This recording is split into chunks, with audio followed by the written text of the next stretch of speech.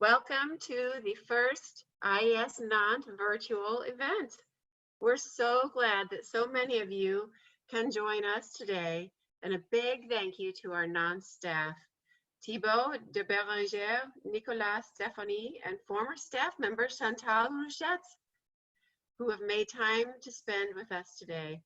I want to also welcome IES Abroad's CEO and President, Dr. Mary Dwyer, who's also joining us for this event. She's retiring at the end of July after serving IES for more than 24 years.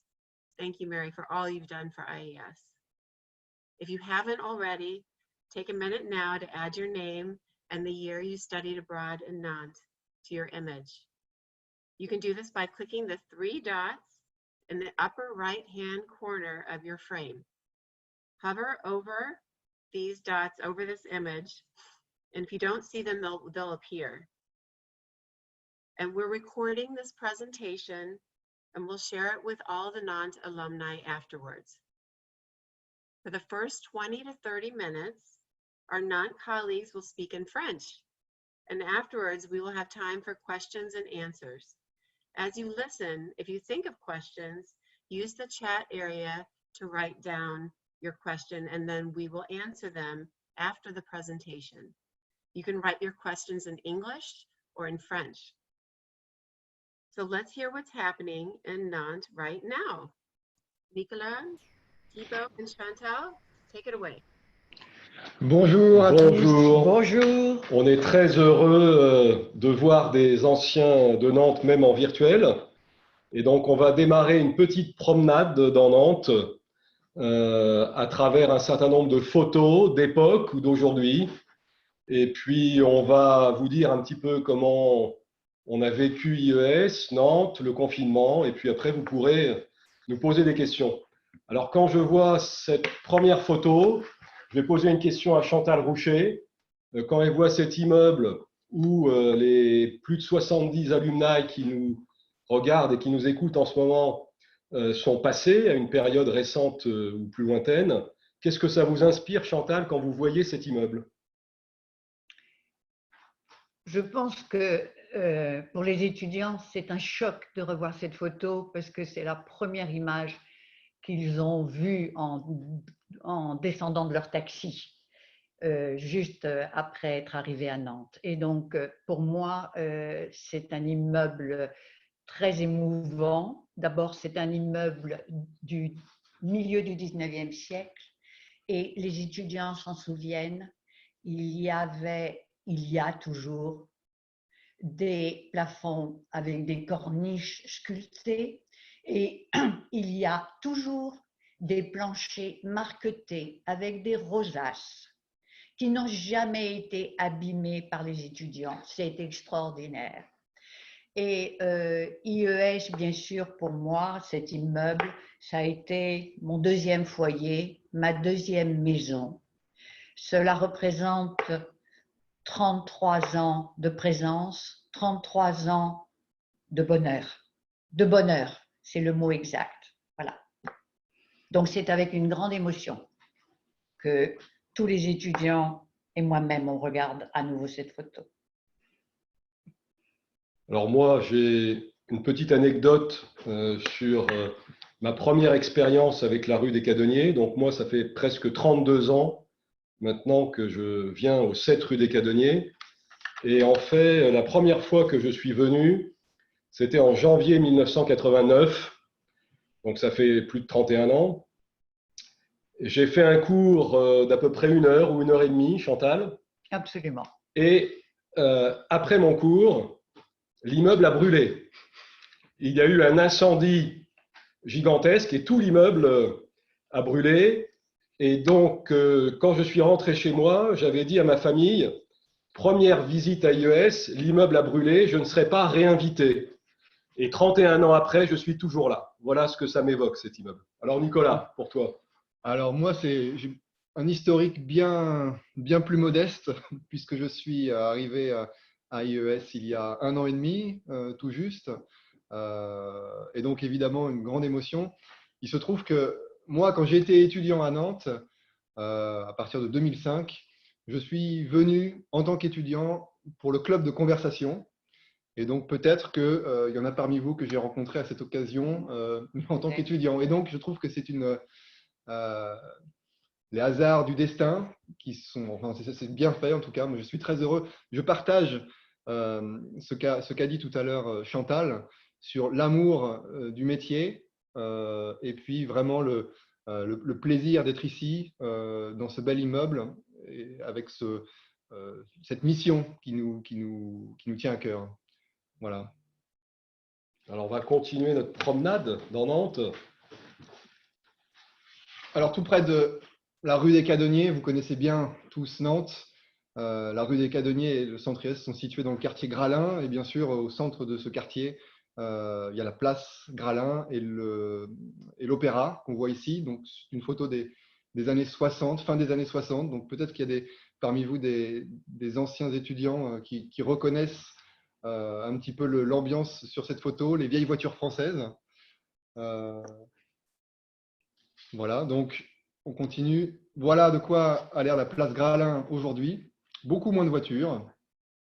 La politique de la ville, on va le voir au cours de notre petite promenade, mais c'est un peu le cas dans toutes les villes françaises. C'est quand même de limiter au maximum les voitures dans le centre-ville, dans les centres-villes, et de préserver les zones piétonnes et pour les vélos notamment. Donc voilà, les voitures circulent beaucoup moins. La place est rendue aux piétons. Et puis, elle est mythique, cette place, parce que il y a la Cigale, bien sûr. Tous les étudiants américains ont invité leurs parents à déjeuner ou à dîner à la Cigale. Et puis, il y a aussi l'Hôtel de France, qui s'appelle aujourd'hui l'Hôtel Océania, qui maintenant, je crois, a 4 étoiles, 4 stars. Et donc, ça fait une belle adresse, pas trop loin d'IES, pour se loger. Voilà, je reviens très rapidement sur cette image. Vous savez peut-être que depuis quelques années, Nantes organise tous les ans, tous les étés, une sorte de festival consacré à l'art contemporain. Et au cours de ce festival, les lieux de Nantes sont réappropriés par des artistes pour des œuvres assez surdimensionnées, disons. L'année dernière, par exemple, sur la place Royale, il y avait plusieurs centaines de petites statues en plâtre. Vous avez peut-être vu des photos de ça, notamment sur notre compte Instagram. C'était assez spectaculaire. Et bien, cette année, le projet, disons, phare, c'est d'installer une chute d'eau sur l'Opéra Gralin, voilà, sur le théâtre Gralin, donc pour cacher la façade derrière une cascade d'eau. Les Niagara Falls, place Voilà. Gralin. Voilà. Donc ça paraît un petit peu fou à imaginer, mais c'est le projet, voilà. Mais Nantes est une ville un peu folle de toute façon. Alors tout près de la place Gralin descend la rue Jean-Jacques Rousseau que vous connaissez peut-être. Il y a beaucoup de restaurants et de cafés. C'est une rue très animée. Et puis au cours du confinement, voilà, qu'on a vécu tout récemment, hein, qui s'est terminé seulement le 11 mai. Le 11 mai. Eh bien, la rue Jean-Jacques Rousseau s'est parée, a été décorée par les habitants de toutes ces guirlandes, de tous ces fanions, de tous ces drapeaux, pour faire vivre la ville malgré le confinement. Et donc, ça a donné une image très, très festive. Et puis, ça permettait aussi aux habitants qui étaient coincés chez eux dans leurs appartements de communiquer entre eux de façon sympathique. Voilà. Et alors, petite anecdote quand même, une photo de cette rue Jean-Jacques Rousseau a été prise et a fait la une du New York Times en ligne, je ne sais plus à quelle date, mais voilà. Donc c'est une rue qui a fait le tour du monde. On en était très fiers. Alors, on va peut-être parler un petit peu du confinement et de cette période particulière. Je terminerai avec Chantal, peut-être pour vous dire, vous, comment vous l'avez ressenti. Moi, je vais parler de cette période du point de vue d'IES. Donc, on avait 43 étudiants ce semestre. Hein, et la première chose importante a été de s'assurer que tous les étudiants puissent rentrer aux États-Unis. Donc, ils sont tous repartis, je dirais, entre le 10 et le 25 mars, à peu près sur ces 2 semaines-là. Ils sont tous repartis, ça s'est bien passé pour chacun d'entre eux. hein. Et il faut savoir que le confinement en France a commencé le 17 mars jusqu'au 11 mai. Donc, il y a des étudiants qui sont partis avant le 17 mars, mais il y a aussi des étudiants qui sont partis alors qu'on était déjà dans le confinement. Et il y avait donc quelques inquiétudes sur les possibilités de récupérer des trains et des avions à Paris. Bon, finalement, tout s'est très bien passé.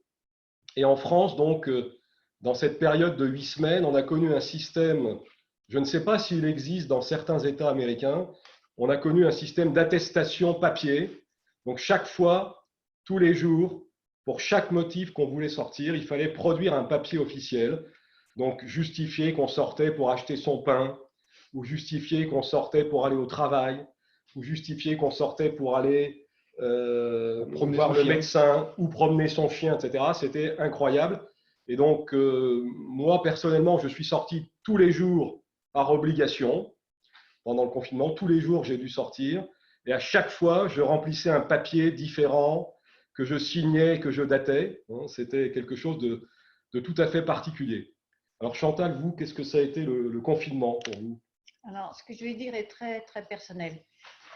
Tout d'abord, le confinement, ça a été l'horreur, en ce sens que je suis quelqu'un qui n'est jamais chez moi. Je suis toujours à voir des amis, à aller dans des bridges, à avoir une vie culturelle, tout extérieur. Donc, rester à la maison, mon Dieu, mon Dieu, mon Dieu. Heureusement, j'ai quand même pu marcher. Et si les étudiants se souviennent de moi, ils savent que je marche très, très vite. Eh bien, même à mon âge maintenant, je cours toujours. Ils ne pourront pas me suivre. Et je dis que ça a été un moment très personnel en ce sens que mon fils ayant été terriblement malade l'année dernière, je l'ai récupéré à la maison et sa présence a adouci le confinement. Voilà. Donc c'est pour ça que mon ressenti est très personnel. Alors, une dernière chose peut-être aussi importante, qui a été très particulière, hein. Donc, les étudiants étaient tous rentrés aux États-Unis vers le 25 mars.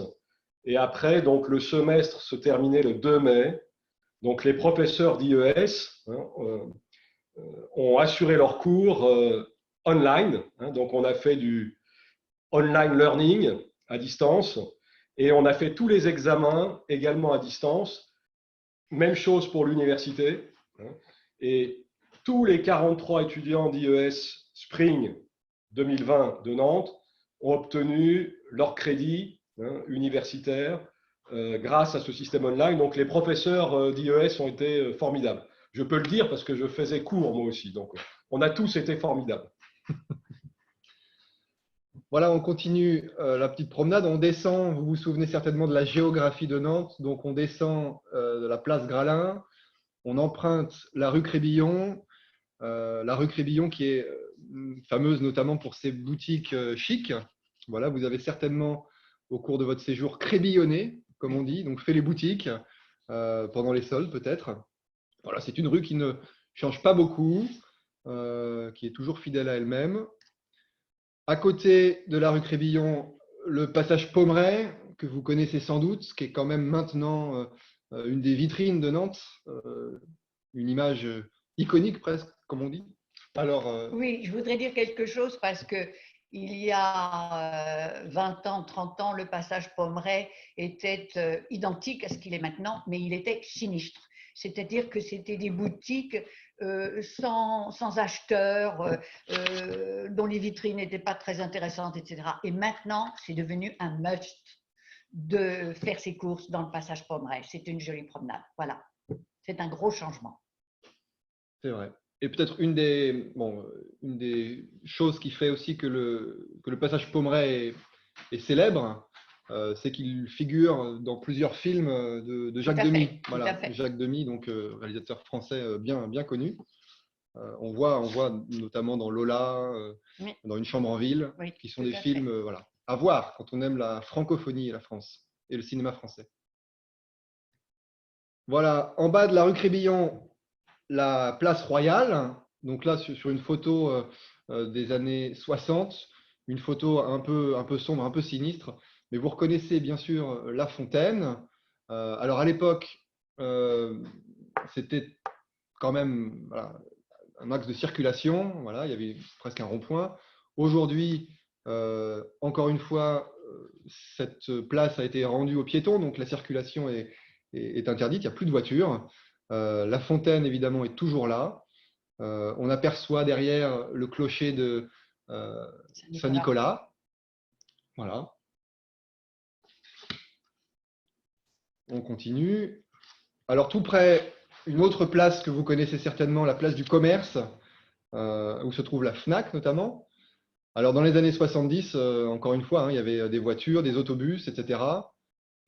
C'était vraiment une place qui était dédiée à la circulation. Maintenant, elle a été encore une fois rendue aux piétons. Il y a des terrasses de café qui se sont installées.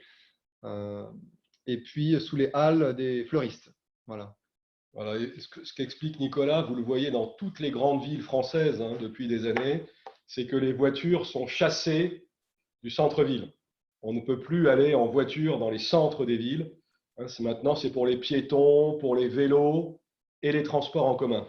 Mais c'est très difficile maintenant d'avoir une voiture downtown. Oui, oui.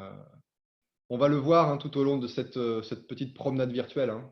La manière dont Nantes a changé se retrouve vraiment dans la manière dont les axes de circulation ont été transformés.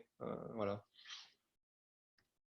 Alors, une autre rue illustre, c'est la rue du Calvaire, qui est aussi une rue commerçante, dédiée au shopping. Moins des boutiques de luxe que la rue Crébillon, mais quand même beaucoup de commerçants. Il y a maintenant des chaînes, des magasins internationaux, hein, H&M qui sont là, Zara, etc.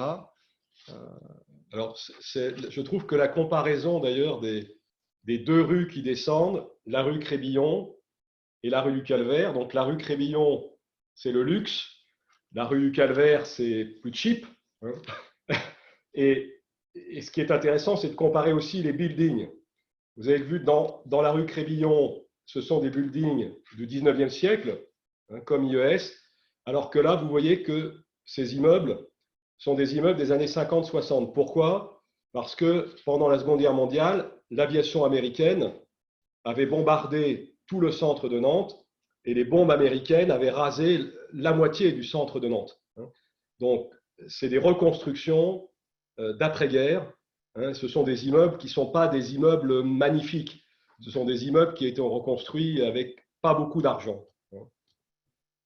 Allez, encore une fois, cette rue n'est plus accessible à la circulation, ou en tout cas est très limitée. Mais dans les années 70, on pouvait voir passer de magnifiques 2 chevaux, voilà, voiture très française. Et puis derrière, il y a une Porsche. Est-ce qu'il y a une Porsche? Il n'y a pas de Porsche. Il y a une Porsche? Non, il n'y a pas de Porsche. Bon. Alors, voilà un autre axe, vraiment, qui est l'axe central de Nantes, hein, c'est le cours des 50 otages. Donc à gauche, dans les années 90, et puis à droite aujourd'hui. C'est un peu le hub de Nantes, hein, c'est là où se croisent, vous savez, hein, toutes les lignes de tram, les lignes de bus, etc. Vous connaissez, bien sûr. Mais alors, jusque dans les années 2000, effectivement, c'était un grand boulevard de circulation pour les voitures. Et puis, la politique de la ville a fait que maintenant, c'est très limité, les voitures n'ont plus accès. Et puis, au milieu, vous distinguez hein, ici, au milieu, il y a une espèce de… Alors, ce n'est pas un trottoir, mais c'est une piste cyclable géante. Et donc, les vélos ont vraiment envahi Nantes aussi sur cet axe-là. Voilà. Sur cette image aussi, à gauche, on distingue la tour de Bretagne, le skyscraper de Nantes. Voilà, il faut en dire quelques mots. Donc, c'est un immeuble qui date des années 70. Oui. Thibaut, tu veux en parler un peu? Voilà, c'est le milieu des années 70, 1976, je crois. Donc, en général, les étudiants américains qui sont venus à Nantes, ils sont passés par la gare Montparnasse. Donc, à la tour Montparnasse, il y a la tour Montparnasse qui est à la gare Montparnasse. Et donc, à l'arrivée à Nantes, on a voulu faire une tour Montparnasse bis. Et donc, quand la tour a été construite dans les années 70, c'était un scandale pour les Nantais, pour les vieux Nantais. C'était un scandale de faire un skyscraper au milieu de la ville. Et puis, la tour, elle fait partie maintenant de la ville. Mais il y a un problème technique, c'est que, comme elle est des années 70, elle est pleine d'amiante. Et donc, aujourd'hui, là, le 30 juin 2020, aujourd'hui, La tour a été entièrement vidée, il n'y a plus rien dedans. Elle est fermée pour peut-être 5 à 10 ans pour la désamianter, enlever l'amiante, et ils vont restructurer tout l'intérieur de la tour. Donc, dans 10 ans, si vous voulez prendre votre retraite à Nantes, vous pourrez acheter un beau condo en haut de la tour, avec une vue à 360 degrés sur toute la ville de Nantes, et ce sera moins cher qu'à Chicago ou à New York. Vous pourrez l'acheter. Voilà, et peut-être qu'il y en a certains qui se souviennent, enfin c'est tout récent encore, hein, mais tout en haut de la tour, donc c'est quel étage c'était? 32e. 32e étage, c'est ça. Oui. Il y avait un bar, brasserie qui s'appelait le Nid, et duquel on pouvait évidemment voir tout le panorama sur la ville de Nantes. C'était très chouette. Mais c'est fini, voilà. On continue. Alors, la cathédrale, évidemment, qui a été rénovée dans les années 2000 aussi, hein. Donc, je pense qu'il y a encore des tranches qui sont actuellement en cours de rénovation. Mais bon, voilà. Depuis les années 2000, il y a des chantiers de rénovation, de sauvegarde du patrimoine bâti dans toute la France. Et donc, tous les édifices religieux en profitent, évidemment. Ça permet de revaloriser le patrimoine. Alors, Chantal, la cathédrale, qu'est-ce que vous voulez nous dire sur la cathédrale entre l'intérieur et l'extérieur? Que je n'ai jamais été totalement séduite par cette magnifique cathédrale à cause de la partie extérieure, mais que j'adore l'intérieur, qui a une hauteur de voûte, une élancée vers le ciel extraordinaire, et ça invite vraiment à la méditation. Donc, intérieur sublime. Alors, qu'est-ce qui s'est passé en 1972? Oui, alors là, moi, j'avais 8 ans. Je me rappelle très très bien de ce choc. En 1972, donc la cathédrale de Nantes a entièrement brûlé, comme IES en 1989. Et donc, ce qui est incroyable, ceux qui connaissent un peu Nantes ou qui suivent l'actualité le savent peut-être, donc la cathédrale a brûlé en 1972 parce qu'il y avait des travaux de rénovation dans la toiture. Et il y a 5 ans exactement, en 2015, la basilique Saint-Donatien et Saint-Rogatien, donc qui est la deuxième église la plus importante de Nantes, après la cathédrale, parce que Saint-Donatien et Saint-Rogatien, ce sont les martyrs nantais, les patrons de la ville du temps des Romains. Ils ont été martyrisés par les Romains. La cathédrale, la basilique, a brûlé en 2015, pour la même raison. C'est-à-dire que les deux principales églises de Nantes ont brûlé en 1972 et 2015 à cause de travaux sur la toiture. Et donc évidemment, quand Notre-Dame de Paris a brûlé, pour les Nantais, c'était quelque chose de très dur parce qu'on avait eu en 72 la cathédrale et en 2015 la basilique, et tout ça pendant des travaux de rénovation de la toiture.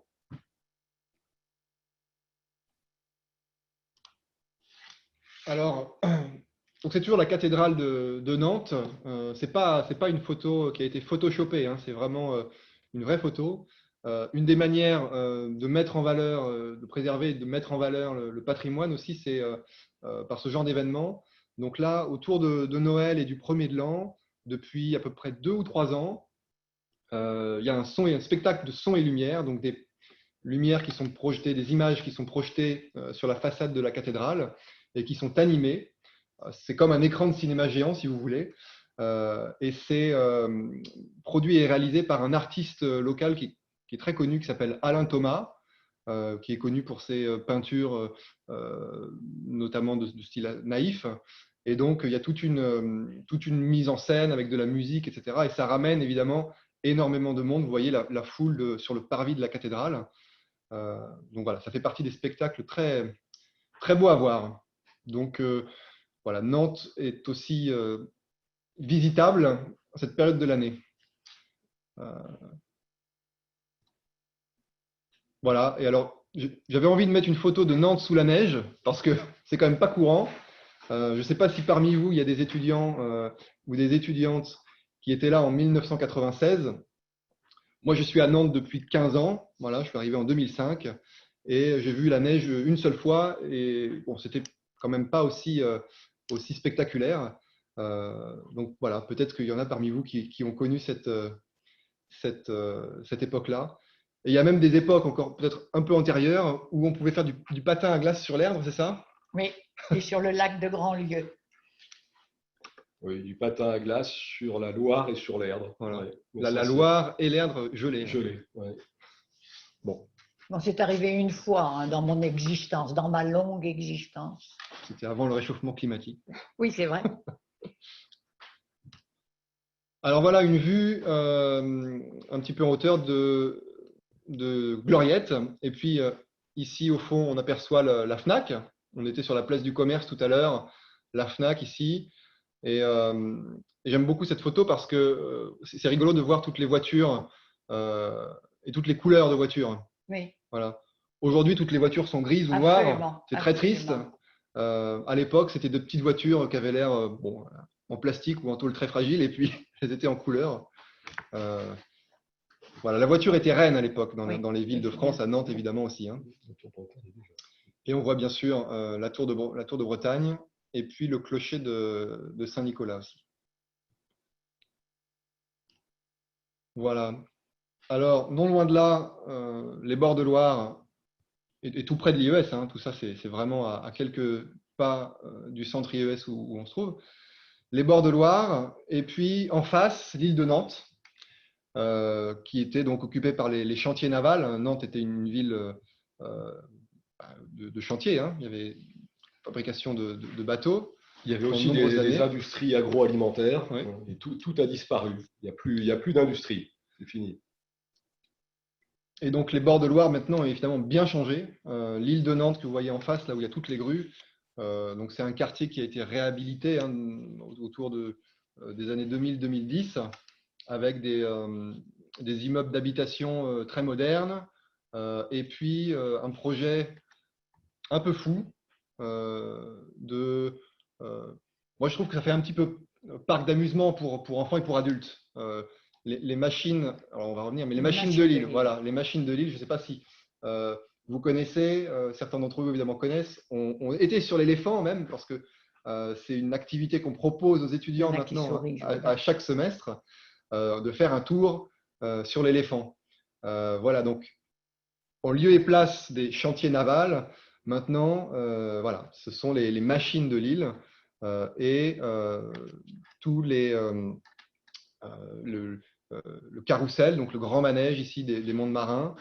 Alors le grand manège, là, il est inspiré directement des romans de Jules Verne, parce que Jules Verne, 20 milieux sous les mers, le capitaine Nemo, etc. Jules Verne est né à Nantes, hein, il a grandi à Nantes, et on dit toujours que Jules Verne, donc il était né sur l'île Feydeau. L'île Feydeau, aujourd'hui, c'est plus une île dans Nantes. L'île Feydeau, elle est plus dans l'eau, mais à l'époque, c'était une île, et donc il voyait les bateaux passer sous les fenêtres de l'appartement familial qui remontait la Loire pour aller vers l'Atlantique. Et on raconte que c'est comme ça, quand Jules Verne était enfant, il rêvait en regardant les bateaux. Et donc, il a eu envie d'écrire des romans à cause de cette vision des bateaux qui passaient sur la Loire à Nantes. Et alors évidemment, quand l'activité économique des chantiers navals s'interrompt, c'est quand même un peu problématique peut-être pour l'économie de Nantes à l'époque, mais enfin en tout cas, développer ce quartier avec ses attractions touristiques, c'est aussi une manière pour Nantes de créer une économie basée sur le tourisme et l'entertainment. Voilà. Donc à une échelle modeste, hein, c'est Nantes, c'est pas Disneyland. Mais quand même, entre les machines de Lille, le voyage à Nantes tous les étés, Nantes attire des touristes français, beaucoup, un peu européens aussi. Voilà. Et puis, bah là, depuis quelques années, évidemment, l'éléphant est maintenant devenu le symbole, l'icône de Nantes. Voilà. Donc, à l'origine des machines de Lille, c'est Royal Deluxe, une compagnie d'art du spectacle de rue, qui ont aussi créé, donc qui étaient originellement basés à Toulouse et puis qui sont ensuite installés à Nantes, qui avaient l'habitude de faire des performances dans les rues. Et puis, évidemment, ça a gagné en dimension, ça a énormément grandi. Et puis, ils ont fabriqué ces marionnettes géantes. Donc ici, on voit la petite géante qui avait l'habitude de défiler dans les rues de Nantes. Et ça créait vraiment une journée spéciale, hein, puisque tous les Nantais accouraient pour voir défiler les grandes marionnettes. Et là, donc, elle est devant, je ne sais pas si vous reconnaissez, mais ce serait rigolo de faire un petit quiz. Mais c'est donc le palais de justice. Voilà, l'ancien palais de justice qui maintenant est donc occupé par un hôtel de luxe, un palace. Un Radisson Blu qui est Blu. à la place de la justice. Vous voyez aussi que la petite géante porte un ciré breton parce que ce jour-là, exceptionnellement à Nantes, c'est très très rare, il pleuvait. C'est une Je sais blague. que quand vous étiez à Nantes, vous n'avez pas vu la pluie, mais là, ce jour-là, il y avait de l'eau, donc évidemment, on a été obligé de mettre un imperméable sur la petite géante. Oui. Oui. Voilà, donc Nantes a toujours le sens de la fête. Et puis, un des derniers projets de développement, d'attraction, vraiment de grande dimension, c'est la reconfiguration d'une ancienne carrière, donc qu'on appelle la carrière Misery, qui est en face de l'île de Nantes, hein, en face des anciens chantiers navals, en face du hangar à bananes. Peut-être certains d'entre vous connaissent le hangar à bananes. Et bien, de transformer cette carrière en un parc jardin assez extraordinaire avec une cascade qu'on voit ici, hein, une chute d'eau artificielle, et d'en faire un espèce de jardin exotique. Voilà. Alors, je voudrais dire quelque chose sur les parcs à Nantes, parce que moi qui adore marcher, je marche maintenant que je suis en retraite. Je marche énormément dans les parcs de Nantes qui sont absolument magnifiques. Les étudiants doivent se souvenir du parc de Procès, du jardin des plantes et tout ça. Et la ville de Nantes fait un travail magnifique dans ce domaine. Et donc cette carrière Misery, c'est quelque chose de tout nouveau qui n'est pas fini, hein. Je ne sais pas si ce sera fini l'année prochaine d'ailleurs.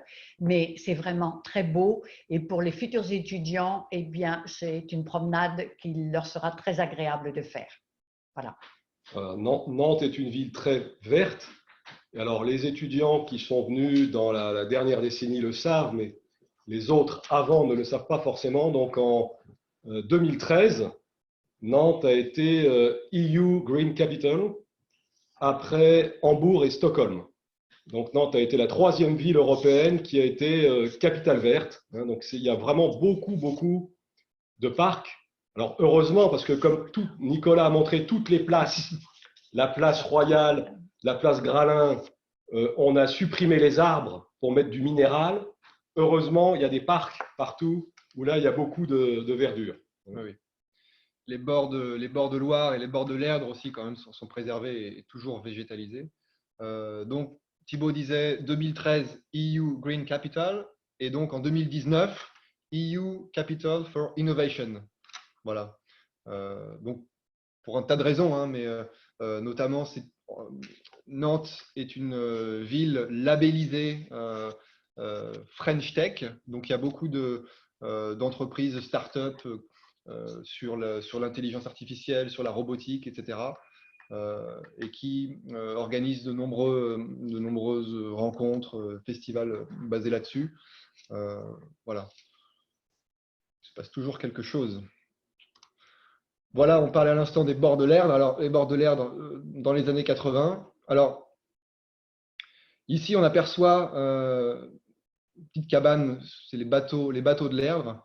Je ne sais pas, depuis très longtemps en tout cas, les étudiants de Spring célèbrent la fin du semestre à l'occasion d'une croisière sur l'Erdre. Un dîner de luxe sur l'Erdre où on voit tous les plus beaux châteaux qui bordent la rivière.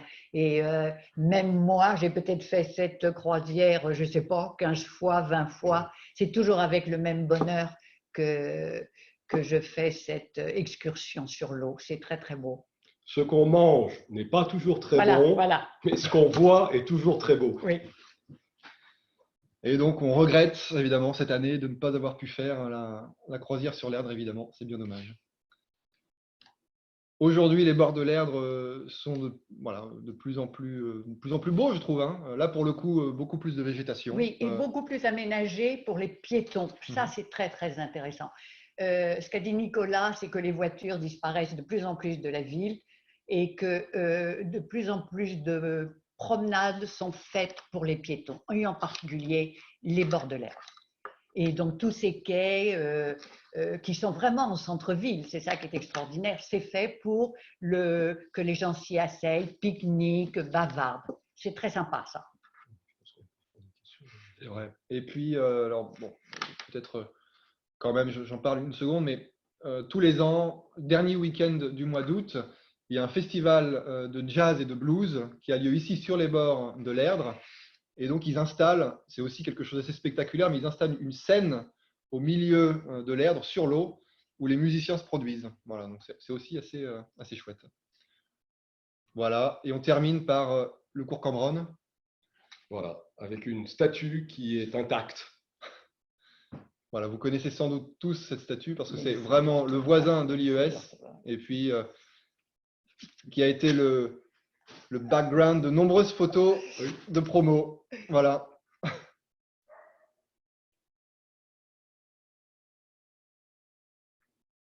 Bien, alors peut-être que on a terminé. Vous avez peut-être des questions maintenant pour nous. On est prêt, on vous écoute. If you have any questions, now is the time. En français. Ah non, c'est les professeurs. Ah oui, les professeurs. On a oublié les professeurs. Et peut-être. Alors, Madame Grenon, bien sûr, Madame Duportail.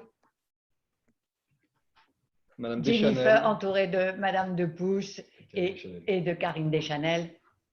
Et Béatrice. Béatrice, avec l'épouse de Monsieur Mianet sur la droite. Voilà. Bien.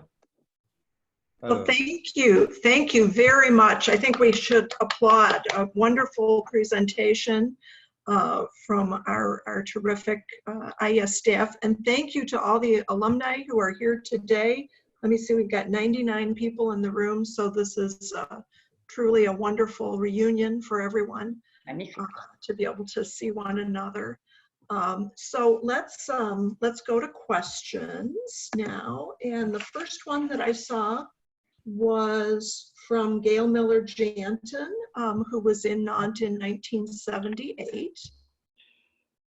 And she had a question about what is the food scene like in Nantes right now? What is food like? Qu'est-ce que vous voulez dire sur la nourriture à Nantes aujourd'hui? Je reste muette pour l'instant. Vous avez des idées? Ah ben, je ne peux pas comparer avec. Est-ce que ça a changé? Oui, on mange moins de bœuf. Ça, alors là, ça c'est sûr. Oui, moins de viande en général. Oui. Et moins de viande. On est beaucoup plus orienté sur le bio. Ça, c'est le changement. Organic food. Oui. Les Français ont toujours la passion des petits restaurants. Les terrasses de café, les terrasses de restaurants ont énormément de succès. Les Français adorent ça. Et pendant le confinement, ça a été extrêmement difficile à vivre. Pas le droit au café, pas le droit au restaurant. Ça a été un aspect très difficile. Vous avez quelque chose à dire? Oui, il y a beaucoup de guides gastronomiques qui ont été créés sur Nantes. Et c'est vrai que si vous revenez à Nantes, si vous revenez nous voir, on peut vous fournir, vous trouvez facilement. Les guides sont souvent d'ailleurs gratuits. Et ce sont des guides qui vraiment présentent bien les restaurants dans leur diversité, les différents niveaux, etc. Donc, il y a beaucoup d'offres, une offre très variée. Et je dirais que globalement, on mange très bien. Et avec IES, on mange toujours très, très bien. Okay, thank you. So the next question is from Miel Jasper, who was there fall, oops, I can't read it, the 20-something. Est-ce qu'il y aura des étudiantes en Nantes cet automne? Non, car le UE ne permet pas les touristes américains. Alors c'est un peu plus compliqué que ça. Oui. Donc, il n'y aura pas d'étudiants à Fall. Le programme a été annulé pour tout un tas de raisons. Néanmoins, le gouvernement et les gouvernements européens font les efforts pour permettre aux étudiants américains ou pas, aux étudiants internationaux, de revenir étudier en Europe dès que possible. Et à partir de Fall. Voilà. Mais il n'y aura pas d'étudiants à IES Nantes à Fall. Voilà. Donc, on attend le prochain groupe d'étudiants en janvier 2021. Voilà. Okay, very good. And then another question from Gail Miller-Janton, who was asking, est-ce que les Français toujours faire la promenade les dimanches? Oui, Oui. Oui, ça continue. Ça continue. Papa, maman, enfants, grands-parents, Oui. ça continue. Et Nantes offre de plus en plus de possibilités de promenade à pied, c'est ce que j'ai déjà dit. Et ça, c'est donc un plaisir en particulier de se promener devant le château. Toute la promenade devant le château a été améliorée avec un espèce de faux lac artificiel, enfin, Le miroir d'eau. le miroir d'eau, et donc les groupes parentaux, les familles se promènent beaucoup. Et en complément, c'est une question qui est très intéressante par rapport à la période du confinement. Donc, pendant le confinement, on a eu 8 semaines complètes avec normalement interdiction de sortir, sauf exception. Et parmi, il y avait 5 exceptions, les raisons de santé, les courses de première nécessité, le travail, etc. Et il y avait notamment, parmi les choses qu'on avait le droit de faire, on pouvait sortir en promenade 1 heure par jour, pas plus d'1 heure, 1 heure. Et donc, il fallait mettre l'heure de départ sur la feuille que la police pouvait contrôler, 1 heure, et maximum 1 kilomètre autour du domicile. Donc, en fait, tous les Nantais, ils tournaient autour de leur maison pendant 1 heure, puisqu'ils n'avaient pas le droit d'aller à plus d'1 kilomètre, mais on pouvait quand même se promener en famille le dimanche. Voilà. Okay, thank you. And then another question from Madeline Gibson, who was there in 2008. Elle dit, elle demande, au cours de la première semaine d'orientation, quel type d'excursions sont disponibles pour les étudiants? Et pour Madame Rouchet, qu'est-ce que vous allez faire pendant votre retraite? Alors, je commence par les excursions, c'est très simple. Après, Chantal, ce sera plus long sur ce qu'elle fait après. Pour les excursions, en septembre, c'est en Bretagne. Alors, en Bretagne, on a expérimenté la Bretagne très au nord, à Brest. Je vois la Bretagne là, chez Daniel. Ensuite, on a eu la Bretagne un peu moins au nord du côté de Quimper. Et maintenant, on va dans la Bretagne sud, qui est le golfe du Morbihan. On va dans la ville de Vannes, qui est magnifique et qui est seulement à 1h30 en bus, donc c'est moins fatigant aussi. Et puis, traditionnellement, ça n'a pas changé. Pour le groupe de Spring, en janvier, ce sont les châteaux de la Loire. Donc, les étudiants sont basés soit à Tours, soit à Amboise. Alors, Chantal, qu'est-ce que vous faites en retraite? Je vais commencer par dire, quand j'ai pris ma retraite, ça a été l'horreur. Quand on a travaillé pendant 33 ans avec des étudiants qui expriment leur joie de vivre, qui ont tous les jours des aventures, ma vie est devenue terriblement ennuyeuse.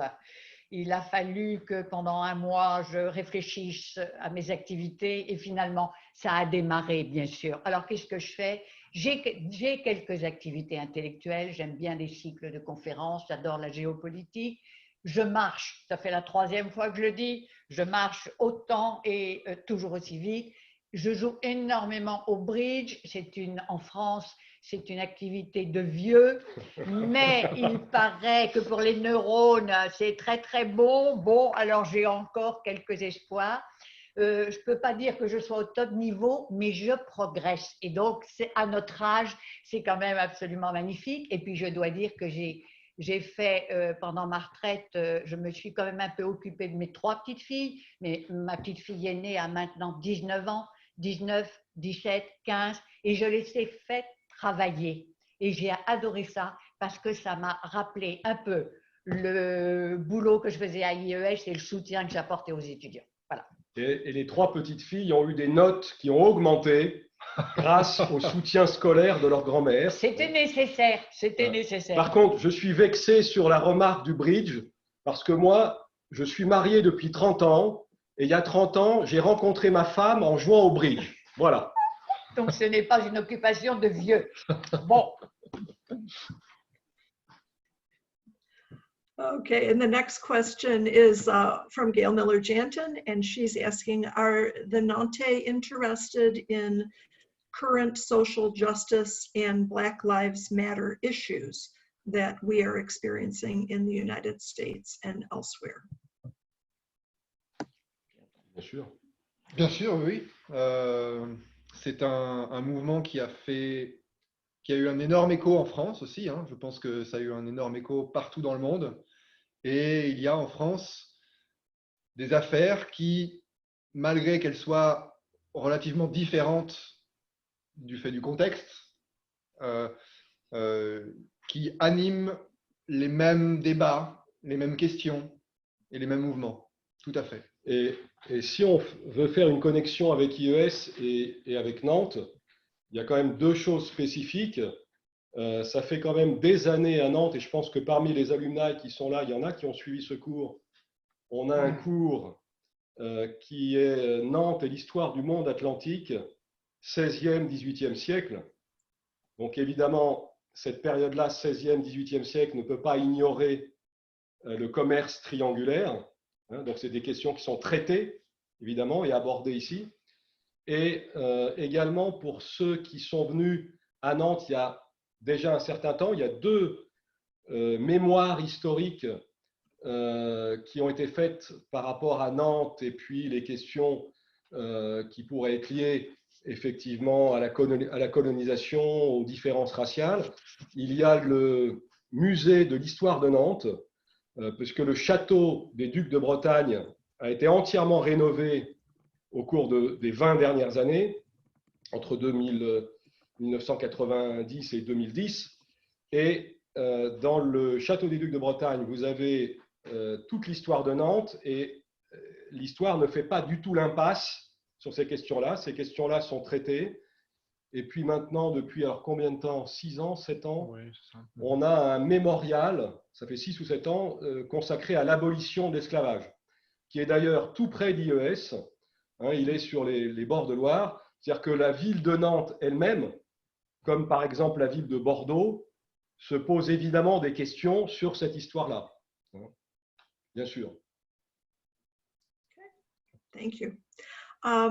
We have a couple of people asking whether they can get some help in reconnecting with their host families. And I actually think I know the answer to that.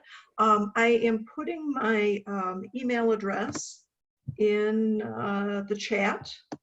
So if you send me an email, I would be happy to coordinate and forward those names to the center staff who could see if they have contact information for previous host families. Oui, oui, c'est très intéressant ça, parce que je rencontre très souvent des familles d'accueil qui bien sûr me reconnaissent et me demandent et me disent j'ai reçu des nouvelles de mon étudiant, et qui me demandent des nouvelles de leur étudiant.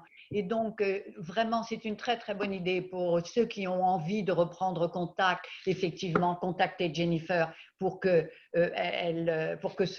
à nouveau, il y ait ce lien qui se recrée.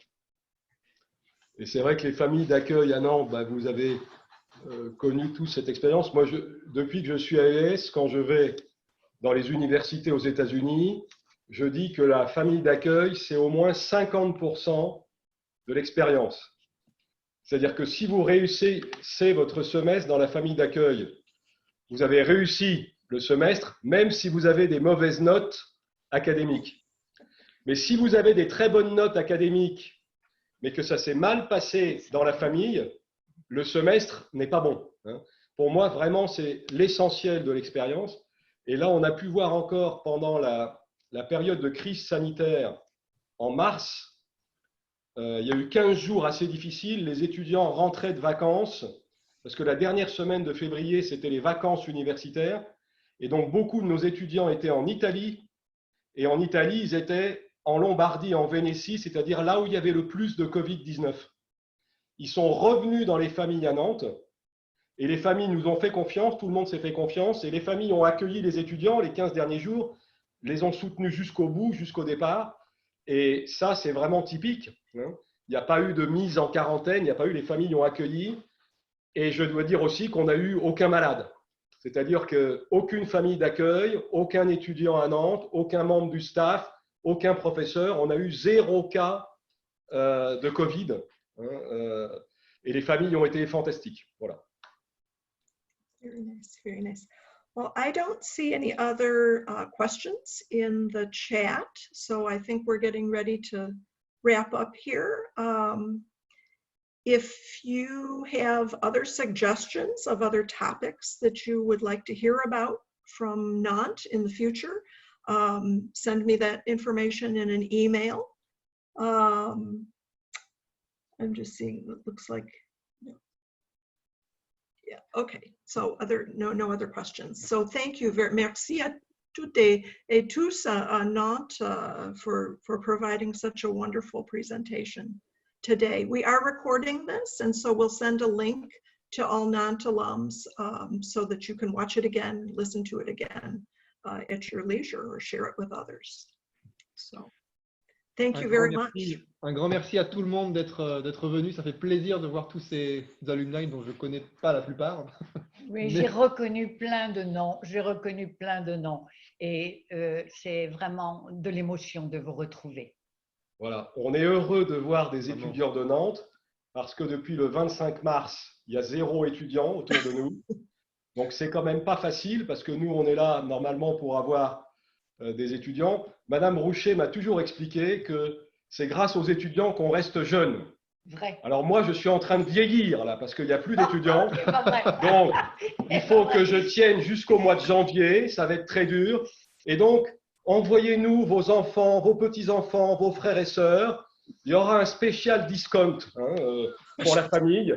Et voilà, on veut que vous nous continuez à aimer Nantes et le programme. Voilà. Okay. Parce qu'on aime tous nos alumni. Oui. Thank you very much. We're going to leave you with, on a little happy note, with the song by Pharrell Williams that he recorded a number of years ago, and this is the Happy in Nantes rendition.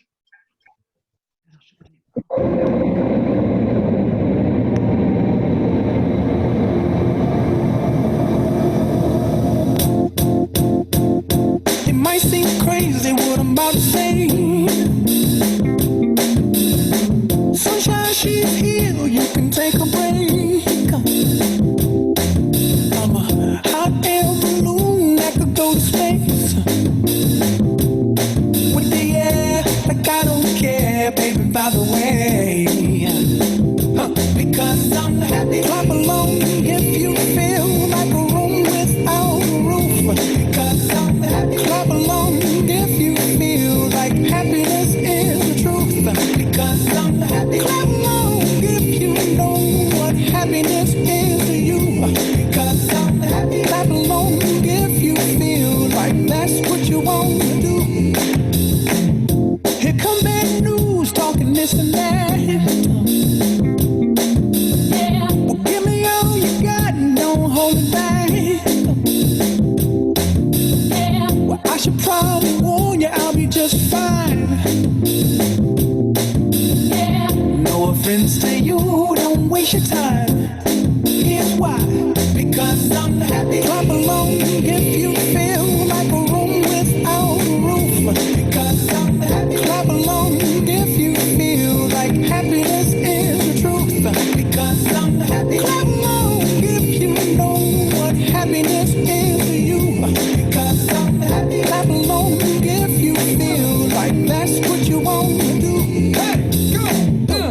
Bring me down, can't none bring me down. The love is too high, bring me down, can't none bring me down. I said, take now, bring me down, can't none bring me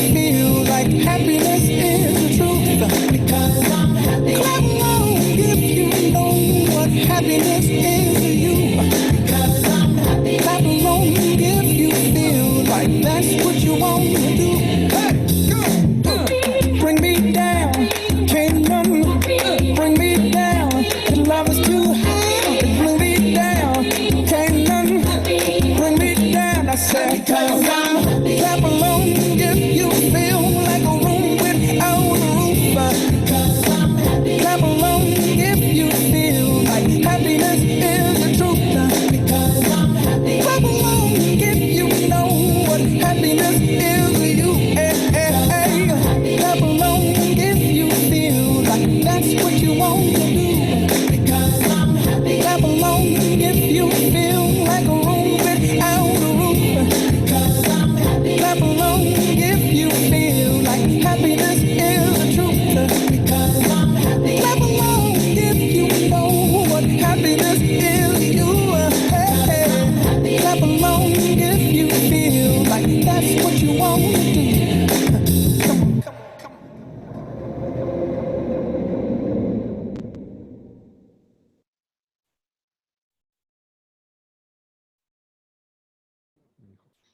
Au revoir. On quitte.